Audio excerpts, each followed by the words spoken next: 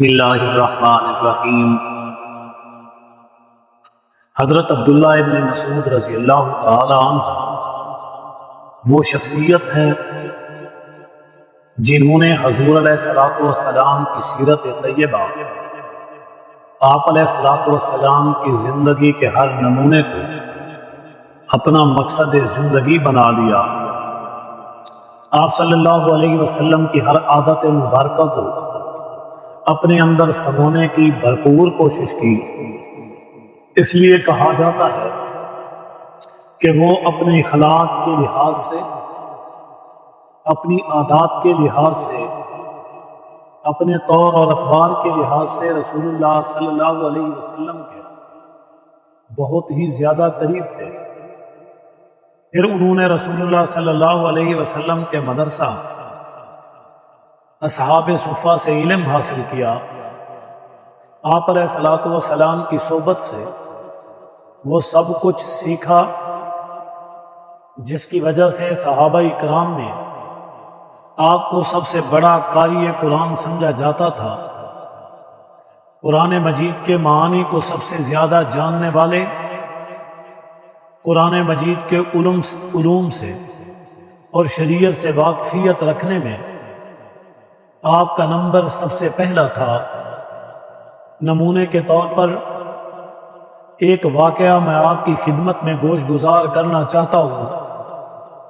ایک بار جب حضرت عمر بن خطاب رضی اللہ تعالی عنہ میدان عرفات میں ٹھہرے ہوئے تھے، ایک شخص نے آپ کی خدمت میں حاضر ہو کر عرض کیا، اے امیر المومنین، میں کوفہ سے آیا ہوں، میں نے وہاں ایک شخص کو دیکھا ہے جو قرآن میں دیکھے بغیر زبانی اس کا املا کرواتا ہے، لکھواتا ہے۔ یہ سن کر حضرت عمر بن خطاب بڑا سخت لہجے میں بولے اور اس قدر غصے ہوئے اور کہنے لگے کہ تیرا برا ہو، کون ہے وہ شخص جو اس طرح کر رہا ہے؟ اس بندے نے ڈرتے ہوئے فوراً ہی کہا، عبداللہ بن مسعود۔ یہ سن کر حضرت عمر بن خطاب کا غصہ آہستہ آہستہ ختم ہونے لگا، غصے کے آثار بھی ختم ہو گئے، آپ کے چہرے کے وہ تاثر بھی مٹ گئے، یہاں تک کہ آپ پہلی جیسی حالت پر لوٹ آئے۔ اس کیفیت میں آ کر آپ کہنے لگے، اللہ کی قسم میں نہیں جانتا کہ کوئی ان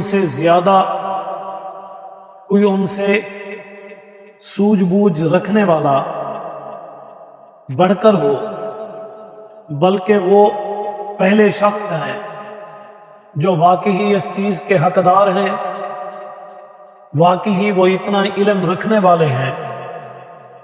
اللہ نے ان کو وہ مقام دیا، حضور علیہ الصلوۃ والسلام نے ان کو یہ شان دی، اور فرمانے لگے ان کے متعلق کہ میں آپ سے ایک اور واقعہ بیان کرتا ہوں۔ ایک مرتبہ رسول اللہ صلی اللہ علیہ وسلم حضرت ابو بکر کے یہاں تشریف فرما تھے۔ وہ دونوں حضرات مسلمانوں کے مسائل کے بارے میں بات چیت کر رہے تھے اور میں بھی اس مجلس میں موجود تھا۔ رسول اللہ صلی اللہ علیہ وسلم وہاں سے تشریف لے گئے، ہم لوگ بھی آپ کے ساتھ چلے۔ اچانک ہم نے دیکھا کہ کوئی شخص مسجد میں کھڑے نماز پڑھ رہے ہیں، ہم اندھیرے کی وجہ سے انہیں پہچان نہ سکے۔